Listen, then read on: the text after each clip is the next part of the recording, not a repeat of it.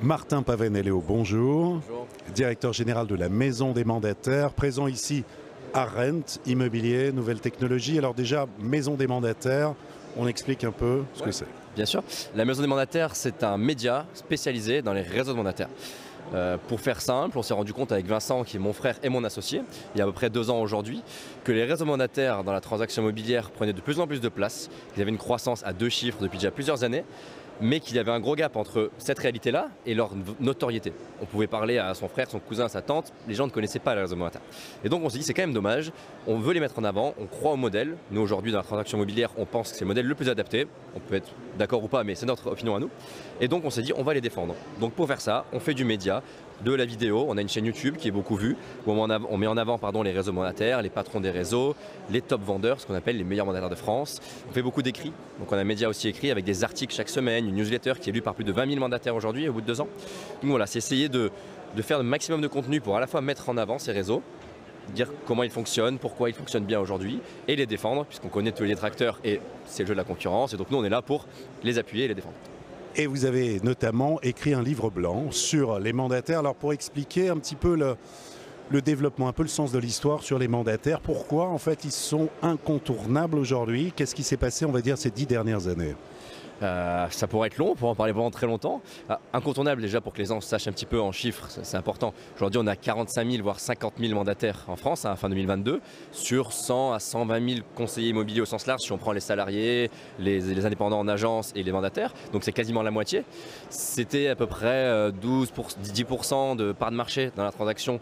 Alors là je parle en nombre de ventes. Il y a 6-7 ans, aujourd'hui on s'approche des 25%. Nous, on table sur 50% à horizon 5-6 ans. Donc voilà aujourd'hui ce dont on parle. Pourquoi ça s'est développé comme ça? Pour plein de raisons. Nous, on pense que ce métier de conseiller immobilier, il est fait pour être fait par des indépendants. Et eux, ça a été leur premier pari. C'est de se dire en fait, quand on est notamment dans les ruralités, un peu moins en centre-ville, mais dans les ruralités, l'agence qui avant était physique, la Century 21, la Orpi, vous connaissez tous, devant laquelle il y avait beaucoup de passages, aujourd'hui c'est moins le cas. Donc on a moins besoin de ces points physiques, ça c'était le premier constat. Donc le réseau mandataire s'est dit, nous n'allons pas faire de points physiques. Moins de coûts fixes évidemment du coup, et plus d'argent pour développer le reste. Donc ça c'était le premier constat. Le deuxième, je le disais, c'était en fait l'indépendant, il est plutôt bien dans ce métier-là. Pourquoi? Parce que quand on fait une transaction immobilière, on a beau avoir la meilleure marque du monde, on a beau avoir les meilleurs outils du monde, les meilleurs portails du monde, au final 95% de la valeur ajoutée d'une vente, c'est le conseiller qui l'apporte. Et c'est très rare dans tous les métiers. Et donc on s'est dit en fait, ces réseaux se sont dit, c'est lui qui devrait être le plus rémunéré. Il ne devrait pas toucher 10, 20, 30% comme on le voit dans un modèle traditionnel d'agence, mais plutôt 80, 85, 90% de l'argent qu'il génère, parce qu'il apporte toute la valeur ajoutée, quasiment toute. Donc voilà comment se sont développés les réseaux mandataires, et ils ont dit on va faire de l'indépendant sans vitrine physique. Ils ont commencé à recruter, et le dernier point qui va expliquer leur expansion partout en France et leur essor, c'est qu'ils ont permis à leurs conseillers de créer des entreprises dans l'entreprise. C'est-à-dire que moi, demain, si je suis mandataire immobilier, je vais pouvoir recruter ce qu'on appelle des filleuls et créer mon équipe. Et on voit aujourd'hui de nombreux mandataires qui ont 50, 100, 200 filleuls en dessous d'eux, qui le gèrent comme une vraie entreprise. C'est de la formation, c'est les aider dans l'équipement en outils, c'est les aider dans tout leur métier, dans tout leur quotidien de mandataire immobilier. Et donc, on leur a permis de se recruter entre eux. Alors, on n'appelle pas ça recruter puisque c'est pas du salariat, donc on n'aime pas trop ce mot-là.